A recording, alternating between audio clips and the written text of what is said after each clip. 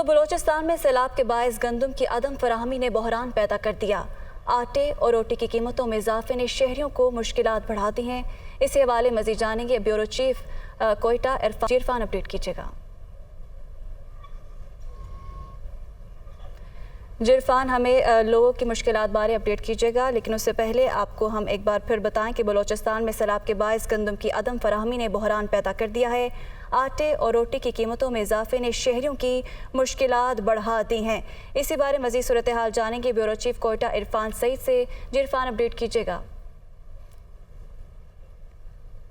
बलूचिस्तान में हालिया सैलाब के बाद सूबे भर में गंदम और आटे का बहरान पैदा हो गया है। कोयटा की बात करें तो कोयटा में भी इस वक्त तंदूर मालकान की जानिब से हड़ताल का भी ऐलान किया गया था। उनका मुतालबा था कि रोटी की कीमत बढ़ाई जाए, लेकिन हुकूमत ने उस पर कोई तवज्जो नहीं दी, जिस पर उन्होंने खुद ही अपनी रोटी की कीमतों में इजाफा कर दिया। इस वक्त मैं कोयटा के एक तंदूर पर मौजूद हूँ, जहाँ पर ये जो रोटी है जो मैं आपको दिखा रहा हूँ, ये इसकी कीमत 30 रुपये में कर दी है तंदूर मालकान ने। किसी तंदूर पर 25 रुपये में बिक है, कहीं पे ये सिंगल रोटी 30 रुपये में बिक रही है। जबकि यही डबल रोटी अगर देखें तो इसका साइज़ कोयटा का ये जो रोटी बड़ी मशहूर रोटी है, ये डबल रोटी इसको कहते हैं, तंदूरी नान, ये 60 रुपये में बिक रहा है। तो इस वक्त जो आटे का एक जो बहरान शिद्दत इख्तियार करता जा रहा है, तंदूर मालकान की तरफ से एक तरफ हड़ताल का ऐलान किया गया, दूसरी जानिब अब फ्लोर मिल मालकान ने भी हड़ताल का ऐलान कर दिया है। उनका ये कहना है कि उन्हें फ़ी फ्लोर मिल को 300 बोरी गंदम फराम करने का ऐलान किया गया, जिस पर